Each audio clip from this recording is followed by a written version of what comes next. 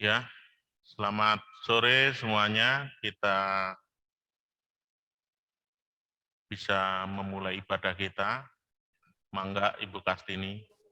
Ya.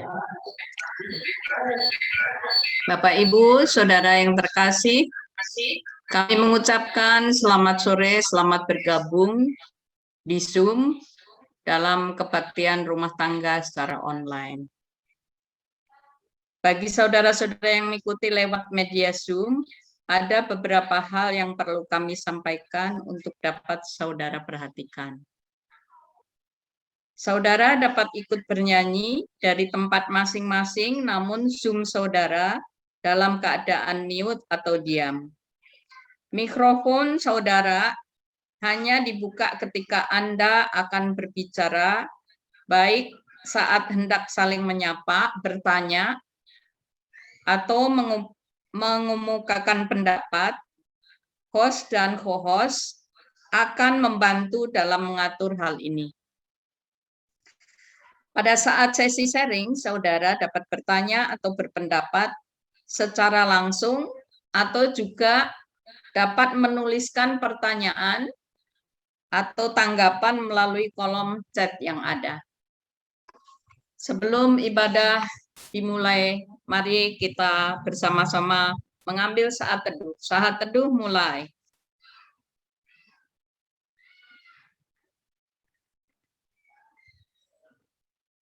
Saat teduh selesai. Ibadah akan dimulai dan kita akan ucapkan secara berbalas-balasan. Alangkah baiknya Tuhan kita, Ia telah menuntun setiap langkah hidup pribadi dan rumah tangga kita. Syukur kepada Tuhan. Tuhan telah memanggil dan mempersatukan kita untuk bersekutu, melayani dan bersaksi sebagai bagian dari keluarga Allah. Syukur kepada Allah. Inilah waktu yang dianugerahkan Tuhan bagi kita untuk menyatakan syukur serta memuji kemuliaan namanya. Terpujilah Tuhan kini dan selamanya. Mari kita memuliakan Tuhan dengan memuji NKB 3 ayat 1 dan 2.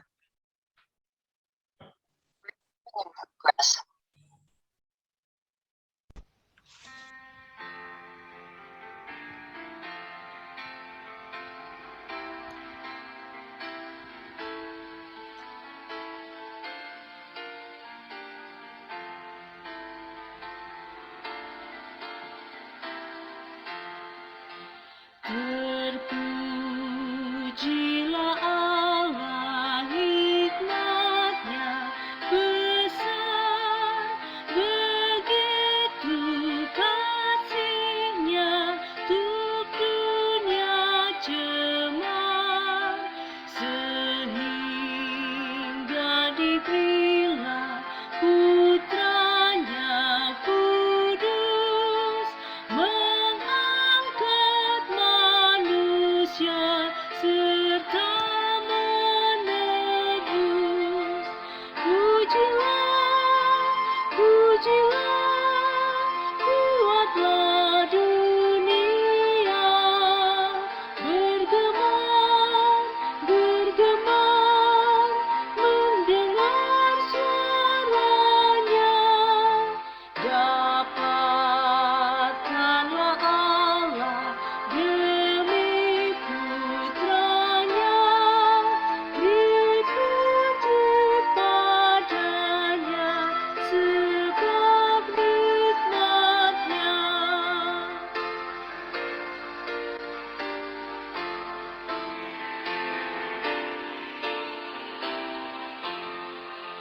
Dan darah anaknya lah yang menebus mereka yang yakinkan janji kudus.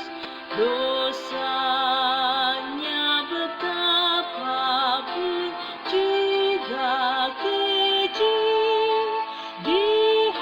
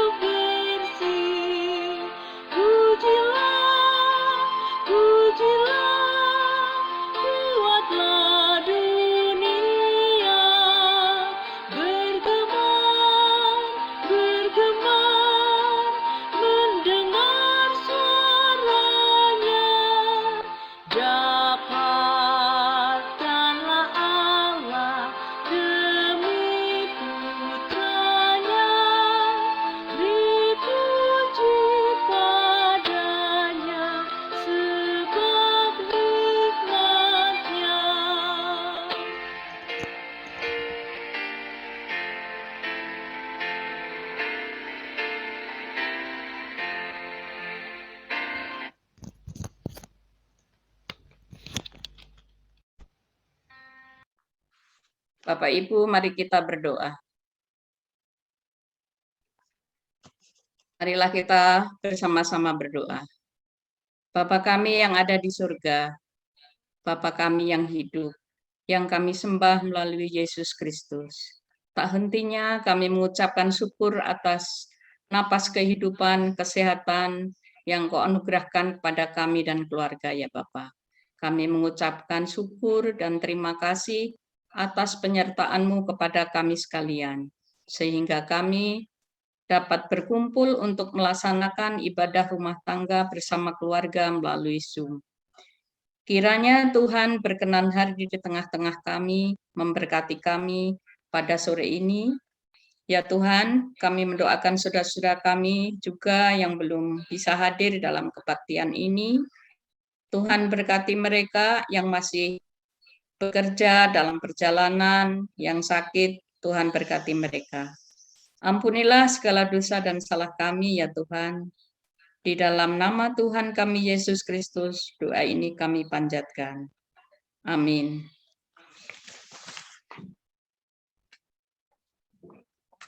Kembali kita muliakan Tuhan dengan NKB 122 ayat 1 dan 2. Ku ingin berperang.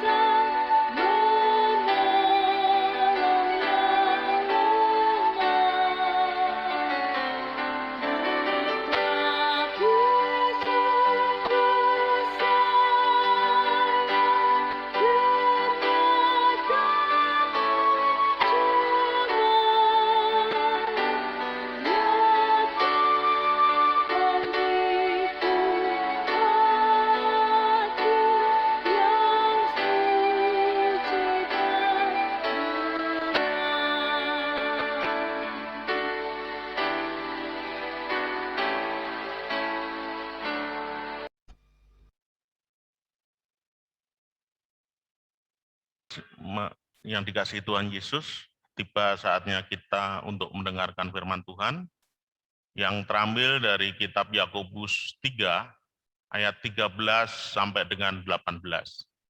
Yakobus 3 ayat 13 sampai dengan 18. Tetapi sebelumnya mari kita berdoa. Bapak yang makasih, Bapak, saat ini tiba saatnya kami ingin mendengar firman-Mu ya Tuhan. Tuhan, kami serahkan kebaktian ini dalam kuasa tangan-Mu. Kiranya Roh Kudus pimpin lidah mulut hamba-Mu untuk bisa menyampaikan firman-Mu seturut dengan kehendak-Mu. Dan kiranya Tuhan Roh Kudus juga yang buka hati dan pikiran kami yang mendengar firman-Mu supaya kami bisa mengerti akan firman-Mu dan bisa melakukannya dalam kehidupan sehari-hari. Kami serahkan pemberitaan firman-Mu dalam kuasa tangan-Mu ya Tuhan, dan kami serahkan segalanya seturut dengan kehendak-Mu. Di dalam nama Tuhan kami Yesus Kristus, kami berdoa dan mengucap syukur. Haleluya. Amin. Yakobus 3 ayat 13 sampai dengan 18 akan kami bacakan. Siapakah di antara kamu yang bijak dan berbudi? Baiklah ia dengan cara hidup yang baik menyatakan perbuatannya oleh hikmat yang lahir dari kelemah lembutan. Jika kamu menaruh perasaan iri hati dan kamu mementingkan diri sendiri, janganlah kamu memegahkan diri. Dan janganlah berdusta melawan kebenaran. Itu bukanlah hikmat yang datang dari atas, tetapi dari dunia, dari nafsu manusia, dari setan-setan. Sebab di mana ada iri hati dan mementingkan diri sendiri, di situ ada kekacauan dan segala macam perbuatan jahat. Tetapi hikmat yang dari atas adalah pertama-tama murni, selanjutnya pendamai, peramah, penurut, penuh belas kasihan dan buah-buah yang baik, tidak memihak dan tidak munafik. Dan buah yang terdiri dari kebenaran ditaburkan dalam damai untuk mereka yang mengadakan damai. Sedemikian jauh pembacaan firman Tuhan. Berbahagialah mereka yang mendengarkan firman Tuhan dan melakukannya dalam kehidupan sehari-hari. Haleluya. Shalom. Apa kabar saudara-saudara yang kasih Tuhan Yesus? Puji Tuhan kalau semuanya dalam keadaan baik. Saudara yang kasih Tuhan Yesus, tema hari ini adalah hikmat dari Allah yang adil. Dan Lembaga Alkitab Indonesia memberikan judul pada perikop di ayat firman Tuhan yang kita baca tadi adalah hikmat yang dari atas. Tentu ini bagi saya bukanlah tema yang mudah. Ini adalah tema yang berat, karena sesungguhnya saya secara pribadi juga masih belajar. Saya bukanlah orang yang bijak dan berhikmat. Bahkan cenderung di dalam keseharian saya lebih cenderung untuk ceroboh dan juga kadang-kadang emosional. Tetapi apa boleh buat kalau hari ini Tuhan mengajarkan kepada saya bagaimana kita bisa melandaskan perbuatan kita berdasarkan hikmat dari Allah. Mari kita belajar bersama-sama. Sekalipun sesungguhnya dua jari firman Tuhan ini tertuju pada saudara-saudara dan tiga jarinya adalah tertuju pada diri saya sendiri. Saudara-saudara yang dikasihi oleh Tuhan, kalau kita melihat di era digital ini, kalau kita aktif di medsos, maka kita akan sering mendapatkan postingan-postingan, tayangan yang sungguh-sungguh negatif. Seringkali bermuatan hoaks, sara, kekerasan, dan sebagainya. Sehingga berujung pada komen-komen yang negatif juga. Dan seringkali terjadi itu berujung pada urusan hukum. Karena masalah sosial media ini sudah ada undang-undangnya, undang-undang tentang IT. Saudara yang kasih Tuhan, ternyata tidak hanya di dunia media sosial ataupun juga masyarakat umum, bahkan di tempat-tempat yang dalam notabene adalah rohani, seperti di gereja pun, pertikaian-pertikaian itu juga masih sering terjadi. Masih ada kelompok-kelompokan, misalnya klan-klanan, yang berujung pada pertikaian dan perpecahan gereja. Makanya tidak jarang kita mendengar gereja A pecah menjadi gereja A dan B. Gereja B pecah lagi menjadi gereja B dan C, dan seterusnya. Mengapa demikian? Kalau minggu lalu kita belajar tentang 3 filter, yaitu tentang kebenaran, kebaikan, dan kegunaan, di mana itu berguna untuk mengendalikan mulut kita, mengendalikan lidah kita, untuk hanya menyampaikan kebenaran, kebaikan, dan yang berguna. Hari ini kita akan belajar tentang hikmat yang sejati. Hikmat yang dari Allah yang adil, yang berguna untuk mendasari segala tindakan dan perbuatan kita. Saudara yang kasih Tuhan, apa itu hikmat? Hikmat secara umum berarti pengertian dan pemahaman akan sesuatu sehingga menghasilkan kemampuan melakukan tindakan yang sesuai dengan pemahaman tersebut. Sehingga kalau kita tadi berbicara tentang hikmat yang dari atas atau hikmat yang dari Tuhan adalah tindakan yang dihasilkan oleh pola pikir manusia yang sesuai dengan pola pikir Tuhan, sesuai dengan pola pikir Allah.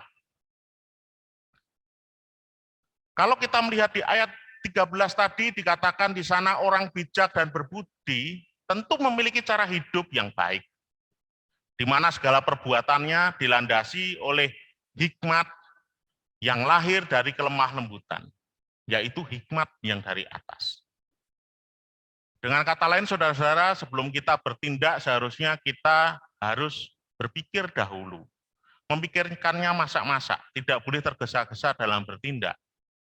Maka seringkalilah kita mendengar kata-kata misalnya sabar, pikirkan dulu, pikir baik-baik, slow saja, semacam itu. Tujuannya adalah supaya kita berhati-hati sebelum bertindak. Lalu pertanyaannya, apakah kalau kita sudah berpikir, memikirkan itu terlebih dahulu, apakah tindakan kita menjadi selalu benar? Ternyata tidak, saudara-saudara. Karena kalau kita melihat di ayat 15, ternyata sumber hikmat itu tidak hanya bersumber dari Tuhan. Ternyata ada dua sumber hikmat di sana. Yang pertama adalah sumber hikmat yang datang dari atas, yaitu yang berasal dari Tuhan. Yang kedua adalah hikmat yang bersumber dari dosa. Hikmat yang bersumber dari dosa ini terbagi menjadi 3 jenis. Yang pertama adalah hikmat yang bersumber dari dunia. Yang dimaksud hikmat yang bersumber dari dunia ini adalah sistem dunia, di mana ada banyak aturan yang dilegalkan oleh aturan dunia, tetapi sesungguhnya itu bertentangan dengan firman Tuhan, bertentangan dengan aturan Tuhan. Seperti saya mengambil contoh, ada beberapa negara yang melegalkan perkawinan sejenis. Pria nikah sama pria, perempuan nikah sama perempuan. Tetapi ini menurut firman Tuhan adalah salah. Dan itu adalah perbuatan dosa. Yang kedua adalah hikmat yang bersumber dari nafsu manusia. Kita tahu manusia itu diberi kehendak bebas untuk memilih apa yang baik dan yang benar. Bisa jadi ketika kita memilih hal yang salah, pelanggaran hukum 1 sampai 10 kita lewati semua dalam 1 hari pun bisa. Nah, pilihan adalah di tangan kita, mau kita memilih untuk taat pada Tuhan atau tidak. Dan yang ketiga, hikmat yang bersumber dari setan. Hikmat yang bersumber dari setan ini contohnya ketika seorang lagi depresi, orang yang lagi benar-benar stres. Di situ setan berbisik pada dia. Udahlah, percuma, tidak ada harapan kamu. Tuhan tidak lagi memperhatikan kamu. Sudah, tinggalkan Tuhan. Dosamu tidak akan terampuni, namamu tidak akan lagi bisa dipulihkan. Udah, akhiri hidupmu saja. Semacam itu adalah bisikan-bisikan dari setan. Saudara kasih Tuhan, ternyata sumber dosa itu tidak hanya dari setan, tapi seringkali ketika kita jatuh dalam dosa selalu menyalahkan setan. Kasihan kadang-kadang. Setan tidak melakukan apa-apa, kita salahin. Padahal seringkali kita jatuh dalam dosa adalah karena hawa nafsu kita. Itu yang paling banyak. Saudara yang kasih Tuhan, sebenarnya tidak sulit untuk membedakan apa itu hikmat yang berasal dari Tuhan dan hikmat yang bersumber dari dosa. Kalau melihat dari ciri-ciri, motif, dan tujuannya. Kalau kita mau melihat ciri-ciri dan motif dan tujuannya untuk hikmat yang bersumber dari dosa, itu ada ciri-cirinya. Mari kita lihat ayat 14 dan 16. Ciri-ciri pertama adalah jika kamu menaruh perasaan iri hati. Iri hati. Iri hati itu apa? Iri hati itu rasa tidak puas atas kelebihan orang lain.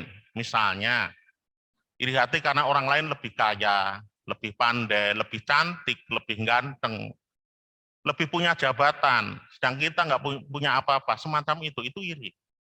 Yang kedua, dan kamu mementingkan diri sendiri. Apa itu yang disebut mementingkan diri sendiri? Mementingkan diri sendiri adalah ingin selalu diutamakan, ingin selalu untuk dihormati, bahkan bila hormat. Ingin selalu menang sendiri. Nah, ini juga tidak berlaku untuk diri sendiri, kadang-kadang juga untuk kelompok. Hanya mementingkan kelompok sendiri. Misalnya, saya ada di pelayanan ini, orang lain jangan ada yang masuk selain teman-teman saya, semacam itu. Jangan ada orang lain yang melayani di tempat ini selain rekan-rekan saya, CS-CS saya, semacam itu. Nah, yang ketiga adalah jangan kamu memegahkan diri. Memegahkan diri itu adalah sombong. Sombong selalu menganggap diri kita lebih tinggi dari orang lain, sehingga kita selalu merendahkan orang lain.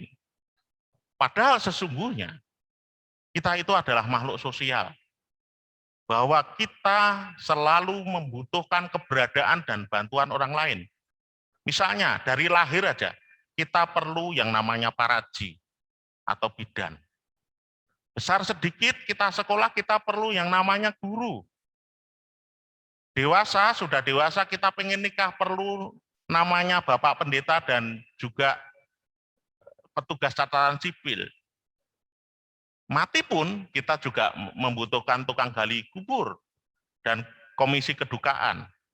Tidak ada yang membuat kita menjadi bisa mandiri seutuhnya. Jadi apa yang perlu disombongkan? Apa yang perlu untuk kita megahkan diri kita? Dan ingat saudara-saudara, kesombongan itu bisa menjatuhkan diri kita, karena Lucifer pun jatuh karena kesombongan diri. Yang keempat adalah, ciri-ciri yang keempat adalah, janganlah berdusta melawan kebenaran. Apa itu berdusta melawan kebenaran? Berdusta melawan kebenaran adalah sifat di mana cenderung memberontak, tidak tunduk pada firman Tuhan, dan kompromi dengan dunia. Contoh, saat ini mungkin di tempat ini ada juga kru yang masih bujangan, masih gadis. Mungkin di dalam mencari calon pendamping hidup, mencari jodoh, itu ada. Di Alkitab itu ada. Di 2 Korintus 6 ayat 14 sampai 15, mudah-mudahan dicatat. Itu 2 Korintus 6 ayat 14 sampai 15 itu adalah misalnya contoh mencari pasangan yang sepadan. Apa itu pasangan yang sepadan? Pasangan yang syarat utamanya adalah seiman. Tapi seringkali anak-anak kita tergiur untuk hanya memilih yang ganteng saja, yang cantik saja, yang sukses, yang kaya, dan sebagainya. Juga orang-orang tua yang punya anak-anak yang di masa-masa sudah dewasa, sudah memilih belajar untuk memilih calon pasangan hidup, seharusnya kita bisa mengarahkan juga bahwa firman Tuhan berkata bahwa carilah pasangan yang sepadan, yang syarat utamanya adalah seiman. Mengapa demikian? Karena ini bisa menghindarkan kita ke depannya dari banyak masalah. Tapi kalau kita berkompromi dengan dunia, kita enggak masalah, yang penting saya suka. Nah, itu ujung-ujungnya pasti akan banyak mengalami masalah dan kekacauan di masa yang akan datang. Itu contoh yang sederhana. Sebab kalau kita menuruti hikmat yang bersumber dari dosa, maka yang akan terjadi adalah di ayat 16. Sebab di mana ada iri hati dan mementingkan diri sendiri, di situ ada kekacauan dan segala macam perbuatan jahat. Yang ada hanyalah kekacauan dan segala perbuatan jahat. Jadi saudara-saudara, kalau kita hendak berbuat sesuatu, mengambil keputusan sesuatu, kalau dilandasi dengan motivasi-motivasi yang salah seperti tadi, iri hati, mementingkan diri sendiri, terus kita juga melawan kebenaran dan kita memegahkan diri sendiri, stop. Jangan diteruskan, karena itu akan membuat diri kita masuk ke dalam kekacauan. Dan berbagai perbuatan jahat. Dan itu bisa menghancurkan diri kita. Juga bisa menghancurkan orang lain. Saudara yang dikasihi Tuhan, hal itu tentu berbeda dengan hikmat yang berasal dari Tuhan. Hikmat yang berasal dari Tuhan itu tentu akan mampu memberikan kita kekuatan, mampu memberikan kepada kita jalan keluar di mana ketika kita mengalami pergumulan-pergumulan, juga mampu memberikan kepada kita damai sejahtera. Dan yang pasti kalau kita mengikuti hikmat yang dari Tuhan, hikmat itu akan menuntun kita untuk memiliki hubungan relasi yang baik dengan Allah dan dengan sesama kita. Apa itu ciri-ciri hikmat yang dari Tuhan? Ciri-ciri hikmat yang dari Tuhan bisa kita lihat di ayat 17. Di sana tertulis, tetapi hikmat yang dari atas adalah pertama-tama murni. Apa itu murni? Dalam bahasa Yunani ini memakai perkataan hagnos, yang berarti kudus, suci, benar. Artinya segala tindakan kita harus berlandaskan pada kekudusan, kebenaran, dan kesucian. Suci murni tanpa campuran, dengan tujuan yang pasti adalah untuk kemuliaan Tuhan. Yang kedua adalah pendamai. Apa itu pendamai? Pendamai adalah selalu mendatangkan kedamaian, membawa rasa adem, membuat kita menjadi sabar. Contoh, sabar, ingat firman Tuhan dan sebagainya. Itu membuat kita dingin, membuat kita emosi kita bisa menjadi reda. Terus yang ketiga adalah peramah. Ramah itu kebalikannya adalah pemarah dan emosional. Nah, hikmat dari Tuhan itu selalu dengan kondisi tenang. Tidak pakai marah-marah, tapi dengan kalem. Kalau bahasa anak muda sekarang cool, semacam itu. Nah, yang berikutnya adalah penurut. Apa itu penurut? Penurut itu membuat kita tidak menjadi pemberontak, tetapi membuat kita menjadi pribadi yang rendah hati dan patuh pada firman Tuhan. Berikutnya adalah penuh belas kasihan. Apa yang dimaksud dengan penuh belas kasihan? Penuh belas kasihan adalah mampu memberikan sesuatu yang sebenarnya adalah anugerah. Misalnya kita memberikan sesuatu kepada seseorang karena belas kasihan, itu anugerah. Kita memberikan pengampunan. Kita menjadi seorang pemurah. Kita menjadi tidak mendendam, tidak menjadi pendendam. Kita mengampuni dengan tulus. Dan kita juga tidak egois. Itu adalah penuh belas kasihan.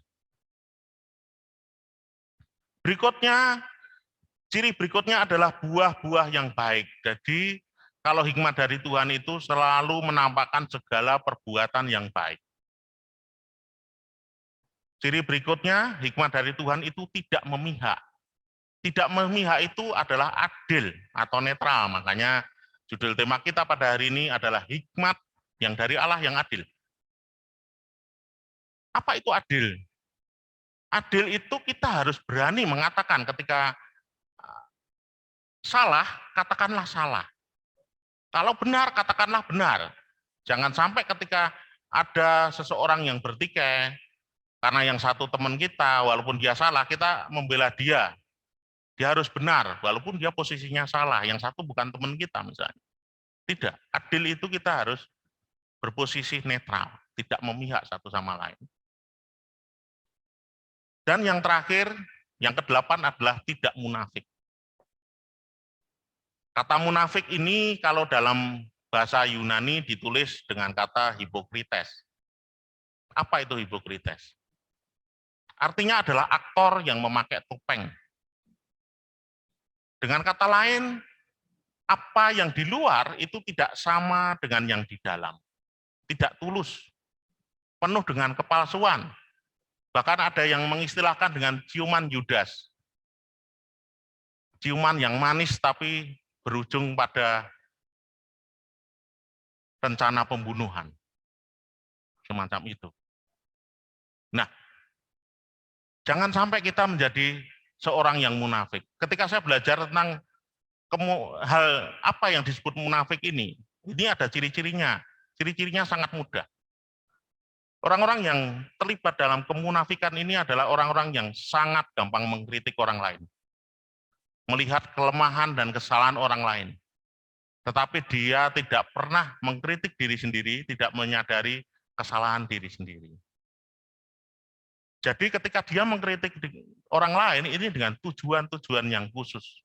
Tujuan-tujuan tersendiri. Seperti menyombongkan diri, memegahkan diri, dan sebagainya. Jadi bukan tulus kritik yang membangun. Nah, hati-hati dengan hal tersebut. Seorang munafik ini juga yang menjadi cirinya adalah dia tidak akan pernah meminta maaf pada siapapun. Karena dia tidak pernah merasa dirinya bersalah. Hati-hati saudara, kalau kita memiliki hal-hal sifat yang demikian, kita harus bertobat. Jadi ciri ke-8 adalah ketulusan, tidak munafik. Apa yang kita peroleh ketika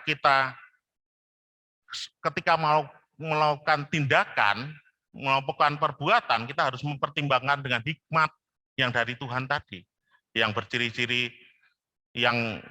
bercirikan murni, pendamai, peramah, penurut, penuh belas kasihan dan kebaikan, tidak memihak atau adil, dan tulus.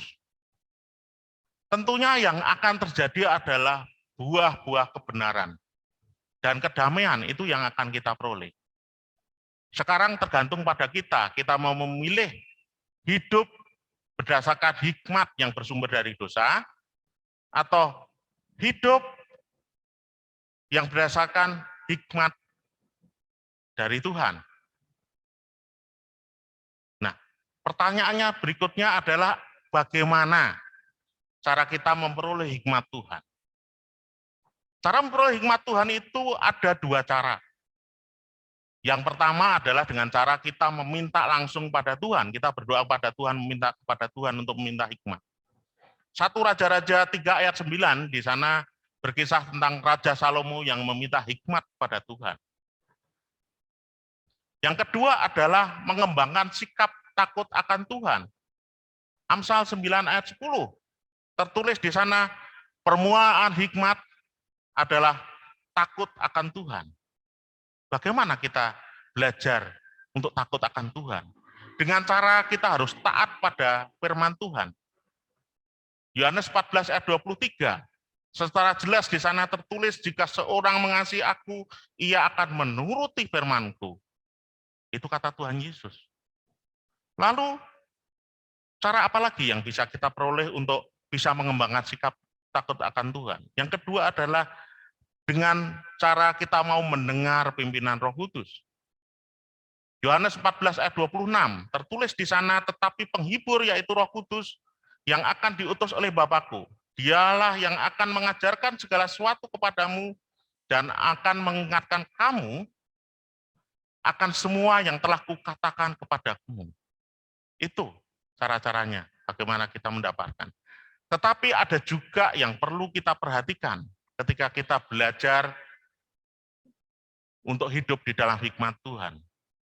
Karena hal ini bisa menghambat proses kita hidup di dalam berdasarkan hikmat Tuhan. Yaitu yang pertama, kemauan diri kita, niat kita. Seberapa besar niat kita untuk taat pada Tuhan. Itu tergantung pada kita, pilihan kita. Yang kedua adalah lingkungan pergaulan kita. Lingkungan pergaulan kita sangat berpengaruh. Kita tidak, kalau lingkungan pergaulan kita buruk, maka kita akan terbiasa untuk hidup tidak sesuai dengan hikmat Tuhan. Sehingga 1 Korintus 15 ayat 33 di sana ditulis, janganlah kamu sesat. Pergaulan yang buruk merusakkan kebiasaan yang baik. Jadi saudara-saudara, kitalah yang memang harus berubah untuk menjadi lebih baik. Bukan menyuruh orang lain untuk berubah. Kita nggak bisa lagi ngomong, Saya mah ya begini, terserah Anda mau menerima saya begini atau enggak, itu terserah Anda. Itu kita nggak bisa bicara demikian lagi. Kitalah yang harus berubah mulai saat ini. Supaya kita bisa diterima orang lain. Kita yang berubah sesuai dengan hikmat Tuhan. Saudara yang kasih Tuhan, kiranya firman Tuhan hari ini membuat diri kita semakin bertumbuh. Menjadi pribadi-pribadi yang bijak, yang berbudi, yang memiliki cara hidup yang baik, dengan berlandaskan pada hikmat yang lahir dari kelemah lembutan, dalam berelasi dan berinteraksi dengan sesama. Dan kiranya karakter murid Kristus semakin nampak jelas di dalam kehidupan kita sehari-hari, di mana hidup kita selalu dipenuhi dengan hal yang suci, murni, pendamai, ramah, penurut, penuh kasih dan kebaikan, adil dan juga tulus. Tidak munafik, tidak pakai topeng, tidak pakai kamuflase, bahkan tidak perlu lagi pakai pemanis buatan.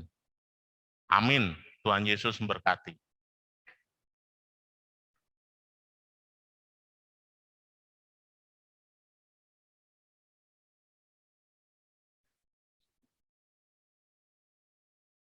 Ya, kita memasuki ke sesi sharing. Silahkan pertanyaannya. Pertanyaannya adalah yang pertama, apa yang membuat orang sulit menjalani hidup bijaksana dengan hikmat dari Allah sesuai ciri-ciri dalam bacaan hari ini? Yang kedua, apa yang perlu diingat untuk memperoleh hikmat dari Allah yang adil dan penuh kasih? Mangga, silahkan.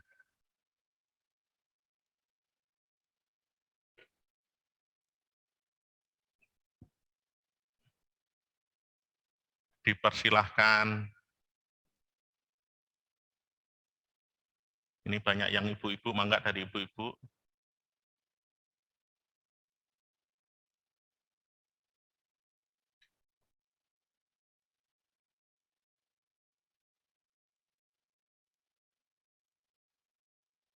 Atau bapak-bapak nih. Pak Jul, Pak Tuleli, mangga.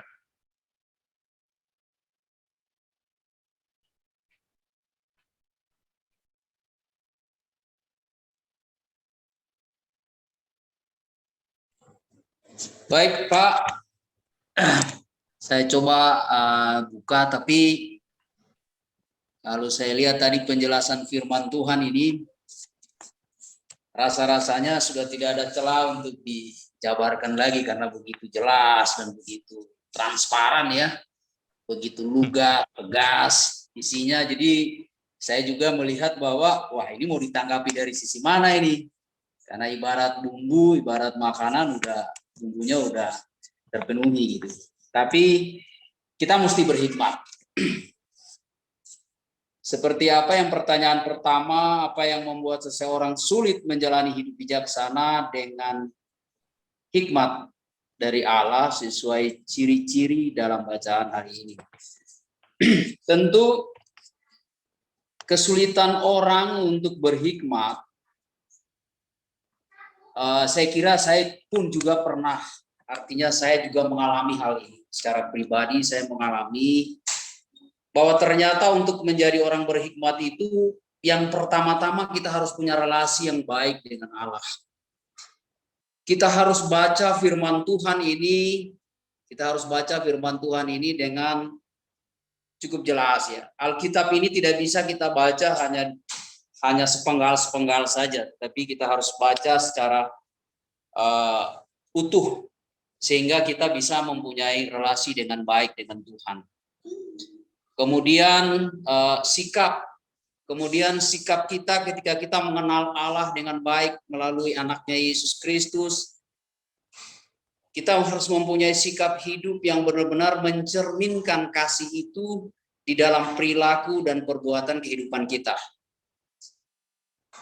Dengan demikian, hikmat dari Allah akan menjadi anugerah, akan menjadi milik kita untuk kita pakai dalam mengimplementasikan seluruh kehidupan itu, tentu dengan apa yang sudah diajarkan oleh firman Tuhan itu. Karena dengan punya relasi dengan baik dengan Tuhan, dipastikan bahwa orang itu akan sangat berhikmat. Dan kalau kita bicara hikmat, hikmat dari Allah adalah sesuatu yang membawa damai sejahtera bagi diri kita, bagi orang lain, bagi lingkungan, bagi gereja, bagi masyarakat, bagi bangsa dan negara sekali secara umum. Jadi hikmat itu luar biasa sebenarnya. Tapi memang tidaklah mudah bahwa kita akan semudah itu mempunyai hikmat, ya. Jika kita tidak memang betul-betul fokus belajar dengan firman Tuhan, belajar bagaimana mengenal Tuhan dengan baik, belajar bagaimana mengasihi orang lain. Mengasihi orang lain, kalau diri kita sendiri aja kita belum bisa kasihi, kita tidak bisa rawat diri kita, tidak bisa rawat hati kita, sangat mustahil untuk kita bisa mengasihi orang lain.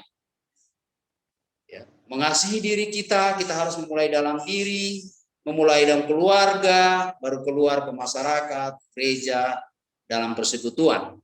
Maka hikmat itu bisa terjadi di dalam penampilan-penampilan hidup kita sehari-hari. Kemudian juga bahwa berhikmat tidak berarti kita kadang-kadang salah mengerti berhikmat. Dianggap orang itu cerdas, pandai, hebat bicara karena dia berhikmat, punya kefasihan dalam menerangkan ayat-ayat Alkitab dan lain sebagainya. Intinya bahwa orang itu luar biasa cerdas. Tidak juga demikian bahwa bukan saja orang-orang yang cerdas yang berhikmat. Hikmat itu akan datang ketika orang hidup di dalam kerendahan hati dan penuh kesabaran dan mau menyatakan kesabaran itu, mau menyatakan murah hati itu, mau menyatakan pelayanan itu dengan tanpa menghitung pamrih dan lain sebagainya. Maka hikmat akan datang kepada siapapun. Apalagi jika orang itu memang sudah dikaruniai kecerdasan, kepandaian, saya kira akan memiliki nilai plus yang lebih.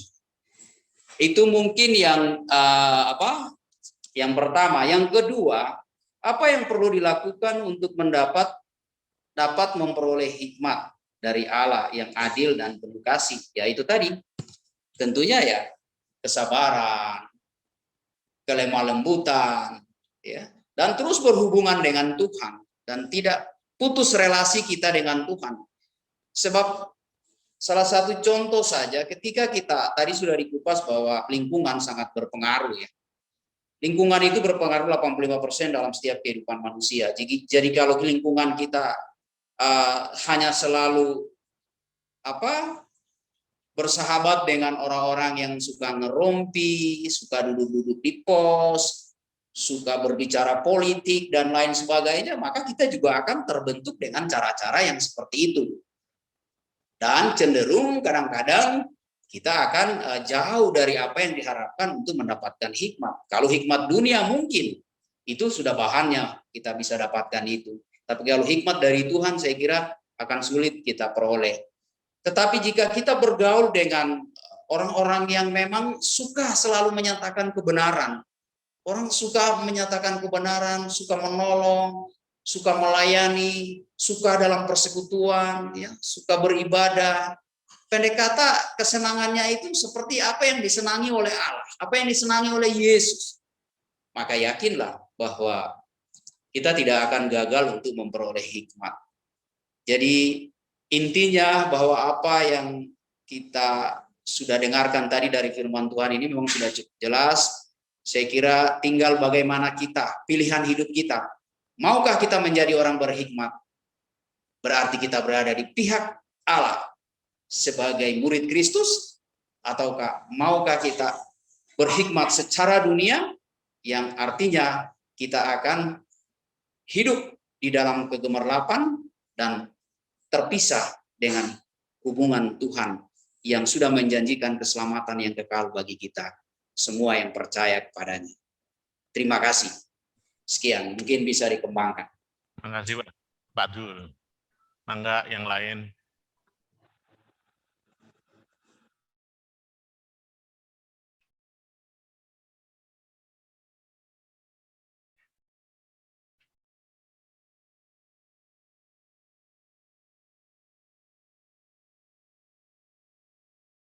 Mangga dari ibu-ibu. Ada Puningsih. Baik, Pak. Terima kasih untuk kesempatannya. Sudah panjang lebar yang disampaikan oleh Pak Gilbert dan pelayan firman. Bagi saya ada dua hal yang perlu dibahas. Ketika hikmat itu diperoleh, kalau hidupnya takut akan Allah, dekat Allah, maka akan timbul ketulusan hati. Kalau hidupnya jauh dari Allah, maka kedegilan hati itu yang akan muncul. Kalau ketulusan hati yang dimiliki terjadi karena tadi disampaikan Pak Jilbert, terjadi relasi dengan Allah. Kalau relasinya dengan Allah terjadi dengan baik, maka relasi dengan sesama pun akan baik, akan mendatangkan shalom, damai sejahtera, tidak ribut melulu. Tadi saya tertarik dengan uraian Pak Andreas ya. Ketika kita memiliki hati yang mendekil, kasar, bicaranya kasar, ego angkuh, kita mengedepankan diri sendiri seolah-olah kita paling benar, paling hebat, itu hikmah sebenarnya tidak ada di dalam diri kita, tetapi justru jauh dari kehidupan kita. Kalau kita memiliki ketulusan hati sebagai pelayan Tuhan, sebagai umat Kristus, apapun yang dilakukan pasti tidak celah di hadapan Tuhan, pasti disenangi oleh siapa yang ada di sekitarnya. Memang syaratnya tidak mudah. Kalau kita memiliki ketulusan hati karena tidak ada pamrih, yang kita lakukan segala sesuatu kita wujudkan hanya karena rasa syukur kita kepada Allah. Apapun yang dilakukan, setiap kita beribadah, kita memuliakan Tuhan, kita melakukan tugas panggilan, kita lakukan hanya untuk Allah dan tidak ada pamrih sama sekali. Sehingga apa yang terjadi, mau dicela orang, mau diomongin orang, itu nggak masalah. Karena yang menilai adalah Allah dan hati kita berbuat kepada Allah. Berbeda dengan ketika kita memiliki kedegilan hati, itu sudah jelas jauh dari hikmat yang dari Allah, tetapi hikmat dari dunia. Itu akan mendatangkan permasalahan. Apa yang kita lakukan, kita ucapkan, kita perbuat, sikap kita, itu selalu membuat orang lain tidak nyaman, bahkan melukai hati orang, terlebih tidak berkenan di hadapan Tuhan. Maka hal yang membuat hati kita dekil, iri hati, dengki, angkuh, sombong, segala sesuatu yang tadi dijabarkan dalam firman Tuhan pada dua bagian, itu sudah jelas sekali. Maka ketika kita hidup dekat Allah, takut Allah, karena bermula hikmat adalah takut akan Allah, jalinlah relasi dengan Allah. Ketika seorang hamba Tuhan melakukan dalam 7 kali sehari melakukan hubungan dengan Tuhan, kemudian ada siapa itu yang 3 kali sehari, kalau kita bisa 2-3 kali, bisa berapa kali, semakin kita menjalin hubungan dengan Allah semakin banyak melalui firman Tuhan, melalui perenungan, melalui introspeksi diri, itu banyak sekali perbaikan-perbaikan yang kita lakukan sehingga kita tidak mungkin mengkhianati diri kita sendiri, hati kita dengan melukai orang lain. Sebenarnya kita merasa kalau kita menyakiti orang lain itu sebenarnya kita sendiri juga terluka. Saya sangat merasa sekali kalau saya bicaranya nggak enak terhadap orang lain itu sudah melukai diri sendiri. Maka perhatian-hatian dalam bicara, kalau kita melukai orang lain itu melukai diri sendiri. Kalau kita memiliki kekasaran dalam kita bicara, kalau kita merendahkan orang lain itu sebenarnya sedang merendahkan diri kita sendiri. Maka milikilah ketulusan hati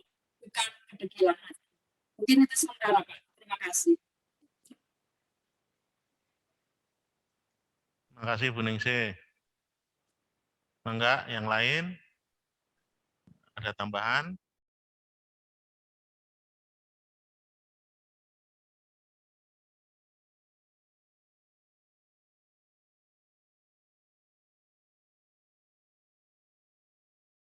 Pak Tuleli?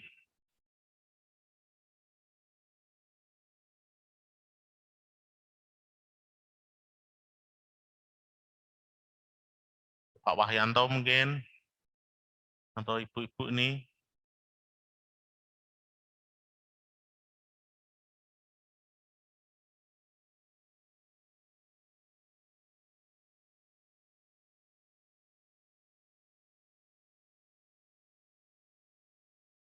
Kalau tidak ada lagi, saya serahkan pada Pak Pendeta.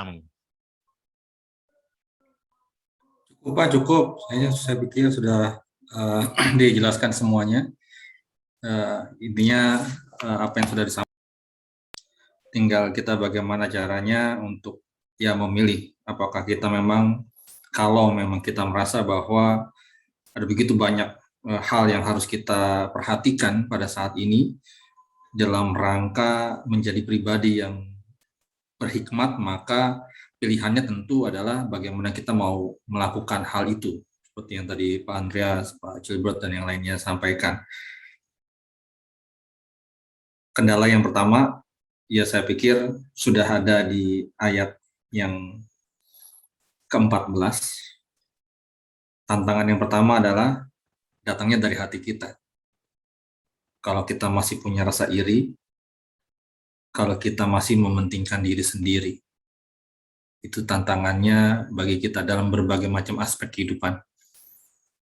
Jadi kalau kita masih mau memegahkan diri kita sendiri atau memenangkan diri kita sendiri, memenangkan perasaan kita sendiri, pikiran kita sendiri, bukan dari apa yang disampaikan firman Tuhan saat ini, hikmat dari atas, dari Tuhan, ya tentu itu akan terus-menerus akan menjadi kendala dalam hidup kita untuk berlaku hikmat.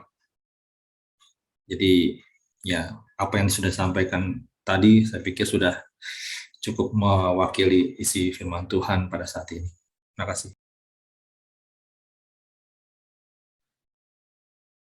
Terima kasih Pak Pendeta. Saya serahkan kembali kepada Bu Kastini. Mangga Bu. Baiklah Bapak Ibu Saudara, tiba saatnya kita akan memberikan persembahan kepada Tuhan. Namun sebelumnya kita akan mendengarkan titah persembahan yang diambil dari Kolose 3 ayat 33 yang berbunyi demikian. Apapun juga yang kamu perbuat, perbuatlah dengan segenap hatimu seperti untuk Tuhan dan bukan untuk manusia. Bapak, Ibu, Saudara-saudara, kami mengajak saudara semua untuk dapat menghimpun persembahan syukur. Persembahan dapat saudara berikan melalui scan QR kode menggunakan aplikasi dompet digital atau transfer ke rekening gereja atau dengan mengantar dan memasukkan persembahan saudara ke kotak yang tersedia di gereja. Semoga Tuhan senantiasa memberkati setiap persembahan yang kita berikan. Kita akan memberikan persembahan sambil memuji Tuhan, Kidung Jemaat 467. Tuhanku, bila hati kawanku.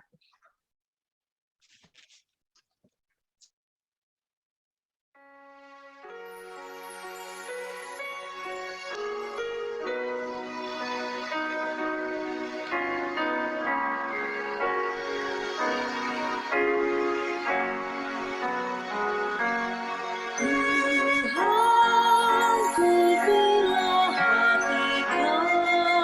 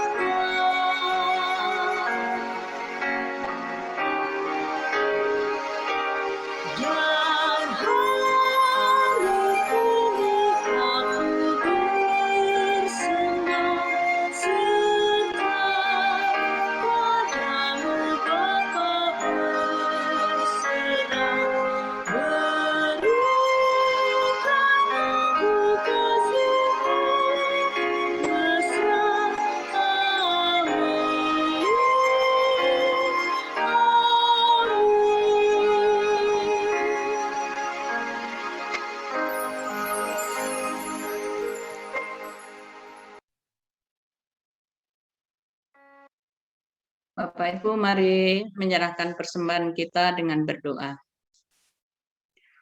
Tuhan yang Maha Kuasa, anugerah-Mu terindah datang daripadamu. Kini kami membawa persembahan kami di hadapan-Mu. Kiranya Tuhan berkenan menerima dan mengurapinya. Pakailah hidup kami di tangan-Mu. Kiranya Roh Kudus menuntun dan memelihara hidup kami. Di dalam nama Tuhan Yesus Kristus, kami bersyukur. Amin.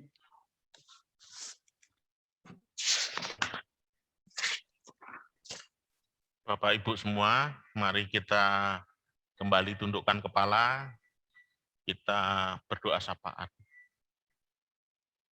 Bapak kami yang makasih, Bapak terima kasih atas pemberitaan firman-Mu pada sore hari ini. Ampunkan kami jika kami selama ini lebih suka hidup, lebih sering menjalani kehidupan kami berdasarkan hikmat duniawi. Hikmat yang bersumber dari nafsu kami sebagai manusia. Bahkan kami menuruti hikmat-hikmat setan. Ampunkan kami ya Tuhan. Dan izinkan kami mulai hari ini kami bisa belajar hidup sesuai dengan hikmat-Mu. Sesuai dengan apa yang Kau firmankan pada kami. Supaya hidup kami selalu berbuah berupa-rupa kebenaran dan juga kedamaian ya Tuhan. Kami serahkan hidup kami semua jemaat-Mu dalam kuasa Tuhan. Dan Bapa, kami saat ini berdoa untuk saudara kami yang saat ini terbaring lemah, untuk orang-orang tua kami yang terbaring lemah.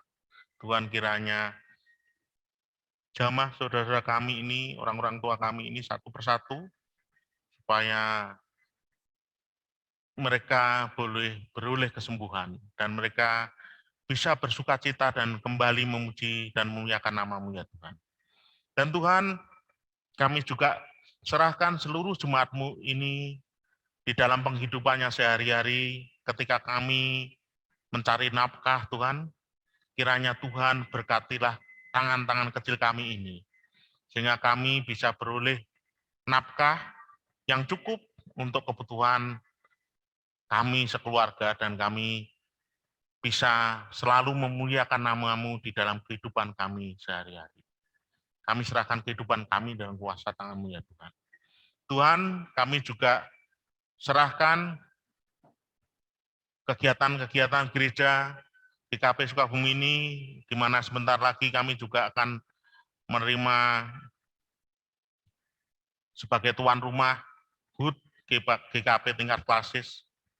Kiranya Tuhan memberkati kami semua yang terlibat di dalam persiapan untuk HUT itu, dan supaya hari ulang tahun GKP ini tidak hanya sekedar seremonial, tetapi berbuahkan buah-buah kebaikan di dalam kehidupan kami semua bergereja di tingkat klasis ini.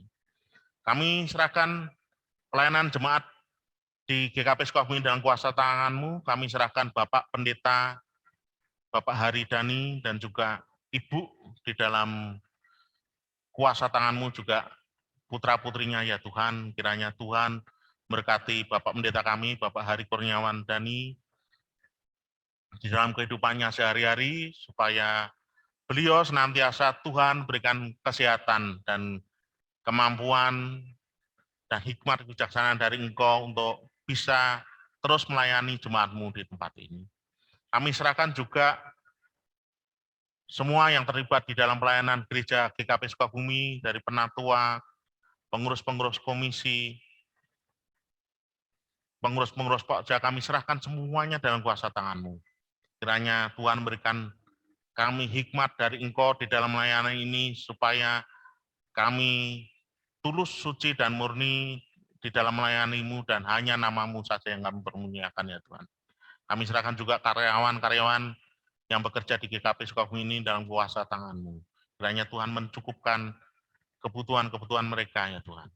Juga Tuhan selalu memberikan kesehatan pada mereka. Kami serahkan hidup kami bergereja ini dalam kuasa tangan-Mu ya Tuhan. Tuhan, kami juga tidak lupa menyerahkan bangsa dan negara kami ini. Di tengah-tengah pandemi ini Tuhan, kami berdoa sekiranya Tuhan izinkan kiranya Tuhan hentikan pandemi COVID-19 ini yang melanda negeri kami ini ya Tuhan.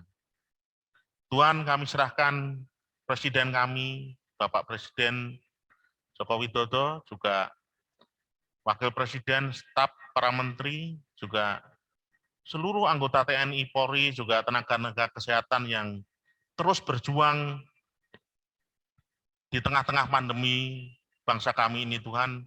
Kiranya Tuhan kuatkan mereka semua, Tuhan mampukan mereka semua, dan kiranya Tuhan selalu berikan hikmat dan kebijakan kepada mereka untuk memimpin kami, rakyat Indonesia ini dengan adil, supaya kami, bangsa ini, terus dari hari ke hari mengalami kesejahteraan yang meningkat Tuhan. Kami serahkan bangsa dan negara kami dalam kuasa tangan-Mu. Kami serahkan juga kota di tempat kami tinggal, kota Sukabumi ini. Kami serahkan Bapak Wali Kota, juga Bupati Sukabumi yang berkuasa saat ini.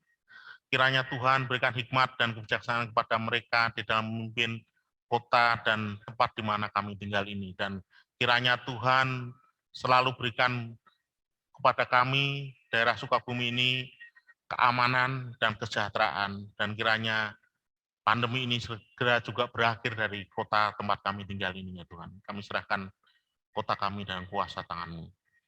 Juga Tuhan, kami juga berdoa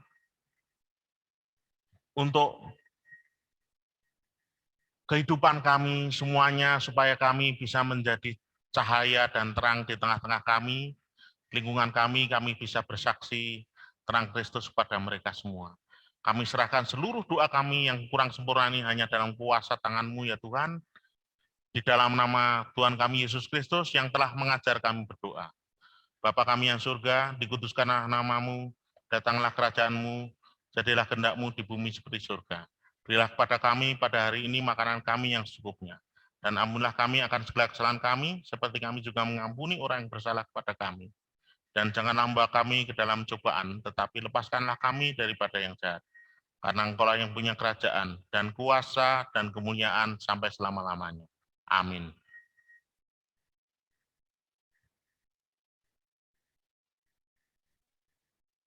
Bapak Ibu, mari kita kembali memuliakan Tuhan dengan menyanyikan NKB 182 ayat 1 sampai 4. Ku rindu mengiringimu.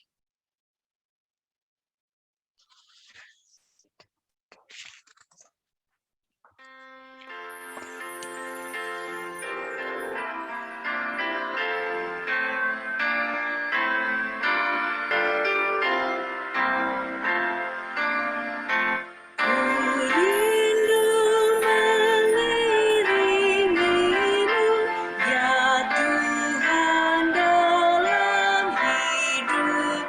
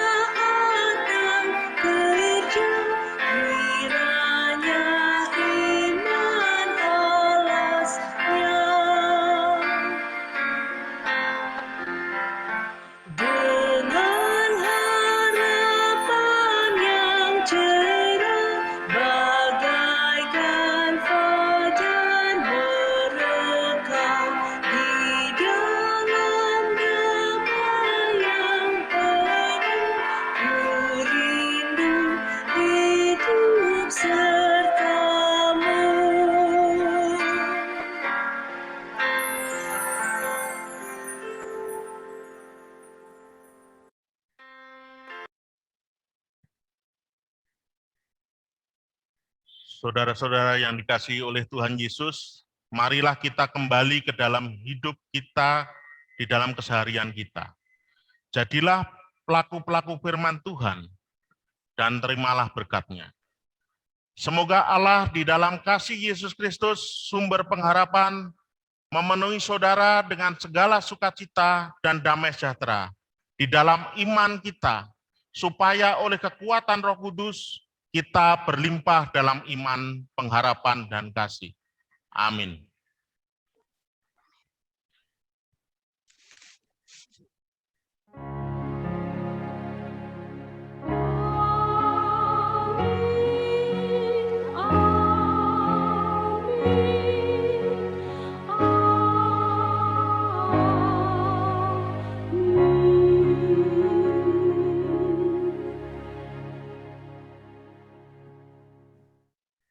Bapak Ibu, ibadah telah selesai. Mari kita mengambil saat teduh. Saat teduh mulai.